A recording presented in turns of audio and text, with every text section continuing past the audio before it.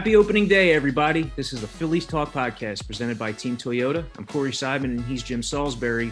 And on the eve of opening day, Phillies manager Joe Girardi answered one of the big remaining questions as to who would be the Phillies closer.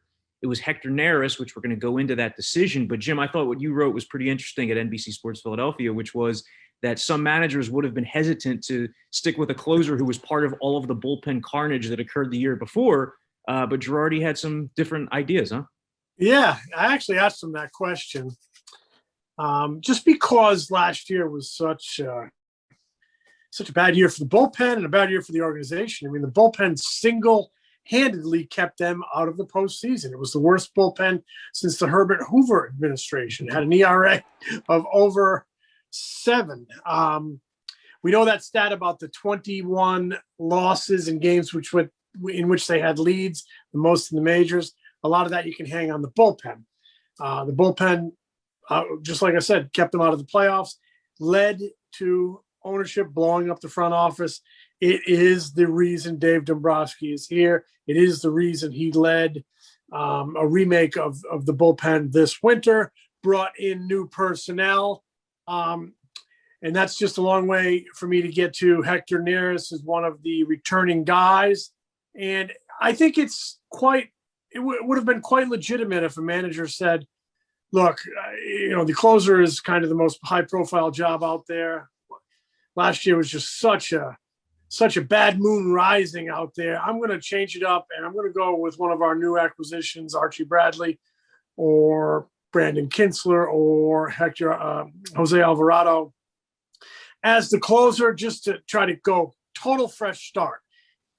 Even if he didn't admit that and he thought that, I would think it's completely justified. But when he unveiled his closer, it's, meet the new closer, same as the old closer, Hector Neris. He's been good at times as closer. He's been the closer for several years. He's been very good at times. Other times he's struggled and pitched his way out of the role, went back to AAA, refound his split. I will say this. I think Joe's reasonings are sound. Hector has done it before. And like I said, we've seen some good times out of him, in addition to some bad times. But he threw the ball really well this spring. Gave up only 4 runs in 9 2/3 innings, 4 runs. 2 of them came on the last day when guys are just looking at their watch and trying to get the heck out and get to the airport, right?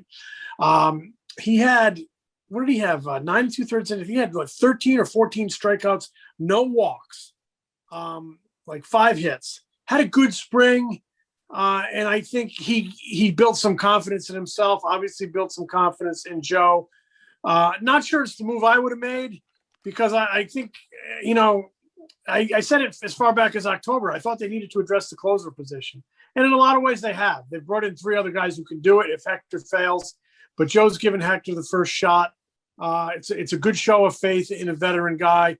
We'll see if it works. And if it does, what you've done is you've potentially built up a really nice setup core to bridge to that 9th inning. So that's where things stand. I think it's a gutsy call on Joe's part, but it's certainly understandable, and it could pay dividends for this team.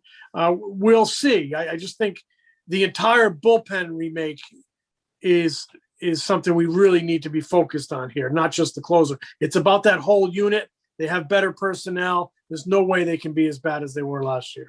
Well, there was a lot of excitement in camp about Jose Alvarado, who got off to a great start in spring training. His last 3 outings, 2 of them were very shaky. In fact, the final 66 pitches he threw in spring training, 34 strikes, 32 balls. And, that was the knock. Yeah, that was the knock on him in Tampa, is that there were times where he had just these big bouts of wildness. Do you think that Joe Girardi saw those games and was like, this guy might be a little too shaky with control on a day-to-day basis to name him the closer? Do you think that it had to do with the fact that he's the only lefty in the bullpen and matching up with him had additional value because of that? You think it's those things combined? What I know about Joe Girardi is there's no way in hell he'd ever answer that question, honestly, whether that statistic, you just threw out there about the balls and strikes, that ugly total. He would never admit that that gave him pause and kind of caused his confidence to ebb, and for that reason went away from that decision. He just wouldn't essentially throw a guy under the bus like that. So, but I don't think he'd be human if he didn't see two of those last three outings, and at least in the back of his mind go, no, especially knowing Alvarado's history of having trouble with control, having trouble with strikes. And the left-handed thing, they have righties that can get lefties out. They are carrying one left-hander. I do think that would probably figure into his decision a little bit to have that wild card lefty to use in a tough pocket in the seventh or eighth, having Alvarado at your disposal. So I think that may have gone into it. I think that may be something he would admit to, but if he had any reservations because of the problems that Alvarado had with control the final week of spring training, if he did, I think it's quite natural, right? But I don't think he'd ever admit it. Alvarado, as we talked about a whole bunch this winter, Corey, he comes with fine print. He's had elbow and shoulder issues. He throws really hard, but sometimes he just doesn't know where the heck it's going. We've talked about what a smart front office we think Tampa Bay is, and they traded him. There's always a reason a guy is available in a trade. So we're going to see what the Phillies are going to get out of Jose Alvarado. There was a lot of reason for excitement watching him throw 102 in spring training, but I'd rather see him throw 97 and put it in good spots. So we're going to get an ultimate true read on Alvarado and what he means to the Phillies and what his contribution can be as this thing gets going tomorrow, as it starts counting for real. Another guy the Phillies acquired this offseason in the bullpen who, to your point, you get traded for a reason, was Sam Coonrod, another very hard thrower, has a 99-mile-per-hour fastball, yet his results in San Francisco were not all that appealing, but he had a decent spring training, more than a decent spring training. I think it was 1 run allowed in 8 2/3 innings, and that earned him a spot in the bullpen at the expense of another lefty like Jojo Romero. You're right. I think it probably came down to those two guys. Kinsler, Bradley, they've had some success against they have pretty good reverse splits. So I think that's the reason they decided to give JoJo a little more time. And they, a little bit of a show of faith in Coonrod, hard thrower, had a good spring. I thought he earned his way onto the club. Dave Dombrowski traded for him. GMs, club presidents, they're always going to go to bat for their trade guys. And, I think he was part of your upgrade. You want to see what he can do. So he gets a nod out there. David Hale and Vinny Velasquez will be the long men. As Joe kind of spelled it out, nearest closer, Bradley and Archie Bradley and Jose Alvarado in that setup role, maybe based on hot hand, maybe based on matchups. Bradley can even give you 4, occasionally 5 outs on occasion if you need it. And then getting to them, you'd have Coonrod, Connor Brogdon, and Brandon Kinsler. I think Brandon Kinsler brings a lot of competitiveness and veteran wisdom, toughness to that bullpen. And, oh, by the way, Connor Brogdon is probably the guy I'm most excited about seeing the most, seeing if he can build on that really good September. Love the ingredients, love the power arm. Love the changeup. Love the way it moves. I love when he's 97 and the changeup's 83. I mean, boy, that's a really impressive differential, especially with that fade he gets into a right-hander, that kind of diving movement. So he's the guy I'm most high on out there. So wouldn't be surprised at all this season if he migrates or ascends to the closer's role. And now you're really talking, because you've got a whole bunch of veteran setup men leading to that young power and that young talent. We'll see. Yeah, it would be, big for the Phillies if Connor Brogdon could become that productive homegrown reliever type that Sir Anthony Dominguez was on his pace to becoming. That's been a big loss in the Phillies bullpen over the last 2+ seasons. And Brogdon offers that sort of upside with his fastball changeup combination. I want to move on to center field. And I would point out, they need that homegrown contribution. That's how you put together winning teams, by homegrown talent, especially on the pitcher's mound. So they really need Connor Brogdon to be a good one. They need Spencer Howard to be a good one. You can't be going these long droughts between Cole Hamels and Aaron Nola when you're only producing your own good pitchers. You need to get them there with more frequency. End of rant. Sorry to interrupt you. No, I totally agree. Moving to center field, we talked all spring training about the center field battle, and then it ended up being decided at the end of spring training. We don't know who the opening day center fielder is going to be just yet as we sit down to record this. I don't know if you feel the same way. I just kind of feel like by the end of April, it's going to be like 65 plate appearances for Roman Quinn, 65 plate appearances for Adam Hazley. It's just going to be like a platoon like you see in a lot of cities and a lot of positions. I don't necessarily think the Phillies are going to name an opening day center or going to name an everyday center fielder. They don't need to, I guess, unless someone were to get off to just an incredible start.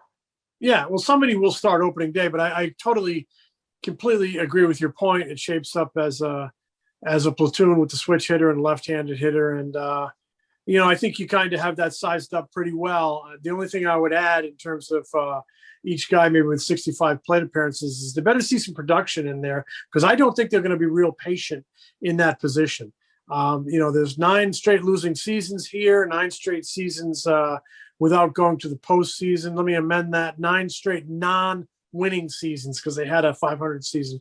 But there's a lot of urgency here to end that, have a winning season and get to the playoffs. There's a lot of urgency here, and they're not going to tolerate a sinkhole out in center field. They're going to change it up, whether it's Scott Kingery has made adjustments and he gets a look, whether Odubel Herrera gets here, and Dave Dombrowski said he would not hesitate to bring him here if he's producing. I just think that if nobody's producing, they're going to churn that thing. And if nobody's producing in July, the next churn might come from outside the organization.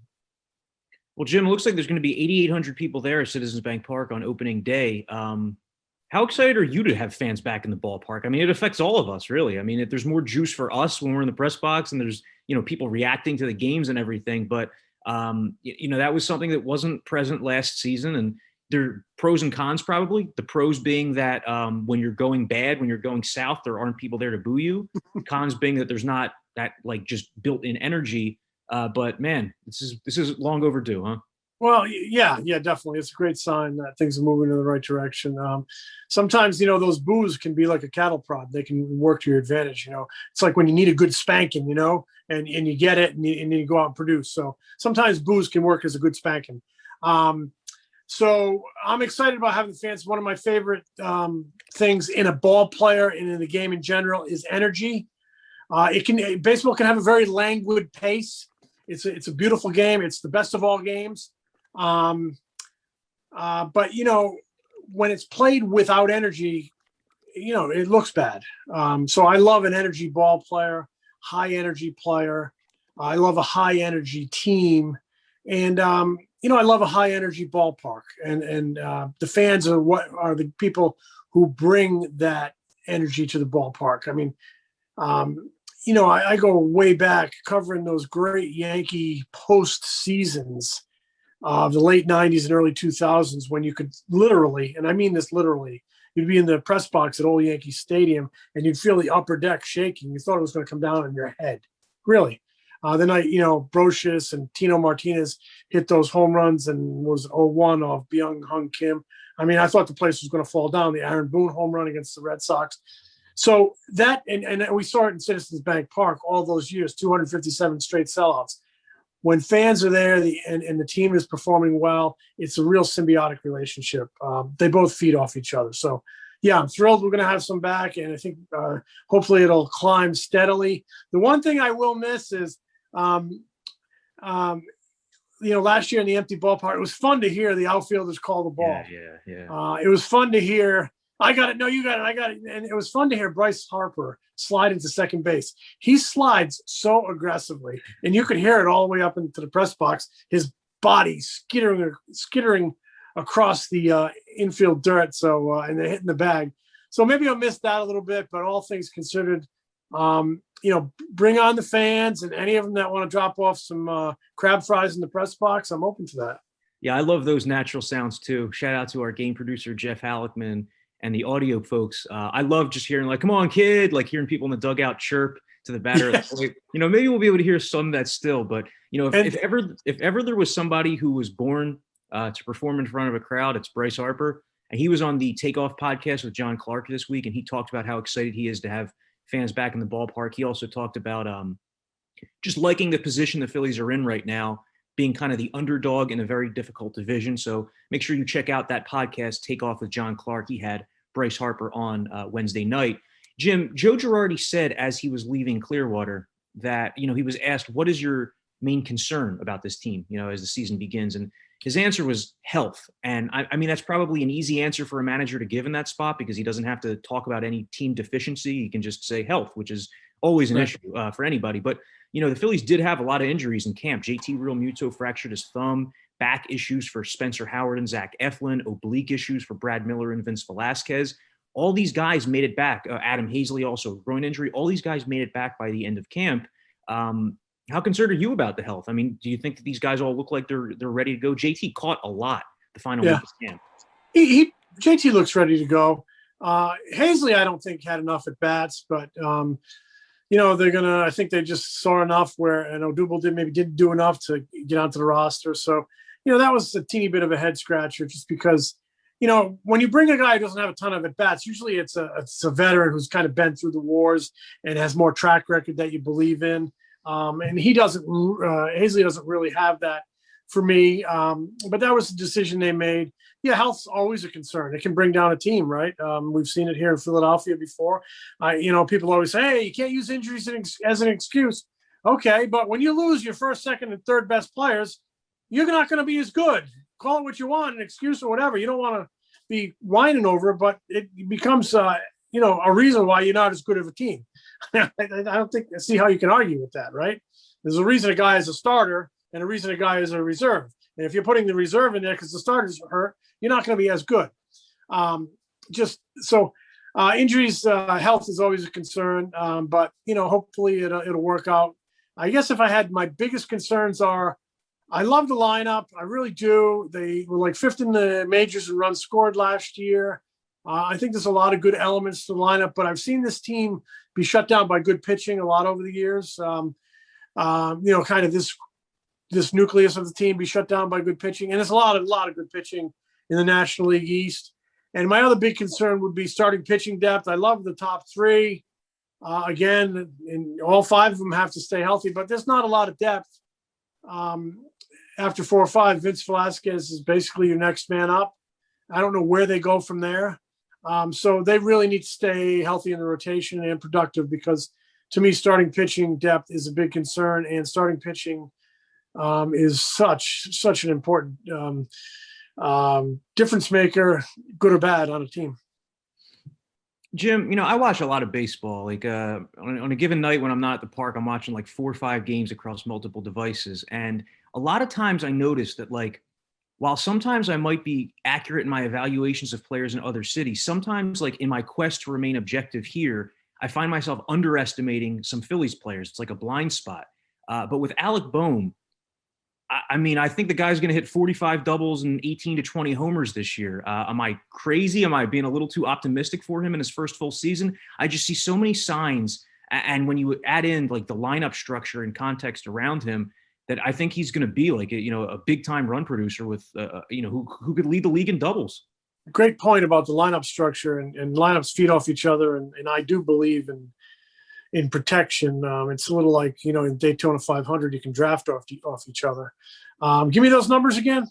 I think he's going to hit like 45 doubles and 18 to 20 homers. I could see. That's a lot of doubles, man. That's like Bobby Abreu territory. That's like league leader. Yeah, league leader around there. Yeah, that's a lot of doubles. Hey, does he have that kind of potential? Of course he does. To one day be there. I don't know that it's going to be this year, but there is a lot to like about this guy. When I look at him in the batter's box, getting ready and eyeballing that pitcher, and when I look at his approach, I see big leaguer. I see a kid who looks like he belongs. I mean, you can say he sprays the ball, hits the ball to all fields. He does. That's great. But sometimes you can eyeball a guy and say, not ready. Man, I'm not sure he's a big leaguer. He is. You look at this kid and you think big leaguer all the way. Could he have a 40 double season? That would be a great year. The potential is there. The only thing I would warn is he's got 44 games under his belt. Yeah, there's a lot to be excited about. He's a great college hitter, number 3 pick in the country. But this is the best baseball in the world. And these are the best pitchers in the world. And there are all these guys scouting on video and in person with their eyeballs. They're going to come up with a plan to get Alec Bohm out, and it's up to how he responds with his own plan and his own adjustment to their plan. He seems like a gifted enough, smart enough guy, gifted enough hitter to adjust along with everybody. But you know what? He will have a couple pockets this year when it's a little bit of a struggle for him. But I think he's got the smarts and the aptitude to get out of it and become a guy who can make all-star teams. I think he's got that type of ability. So I don't know where the numbers are going to be, but I envision a very promising year for him. But there'll be times when it's not easy for him, and they could actually be very, very good growth periods for him, because you can learn a lot in this game from failure. I mean, Cole Hamels was World Series MVP. The next year, 2009, was a struggle for him. And he'll tell you he learned more about himself and more about baseball and being a successful big league pitcher in 2009 than he did winning the World Series that October. So I like Alec Bohm a lot. I think he's going to be a really good one. He's going to have a good year. And we'll see if he can get to your numbers. It wouldn't surprise me, but it wouldn't surprise me if that's a little bit of a reach, but really high on the guy. No, this is the time of year for reaches. This is the time of year when a lot of people look at the team and see like only the best case scenarios for players before stuff's played out. You know, you talked there about learning from failure. The Phillies are hoping that Scott Kingery learns from his failure the last, 2 seasons. He's really, he's had about a month of 6 weeks of like really productive big league at bats in his career. And the other 2 seasons have been down years. He had a rough spring training as he tried to make some changes to his swing. And now he was sent to the minors so he can work on that swing away from, the public eye, away from that high pressure. What do you think the future holds for Scott Kingery at this point? I think Scott Kingery is going to determine that with, how he can make these adjustments, because the other way wasn't working.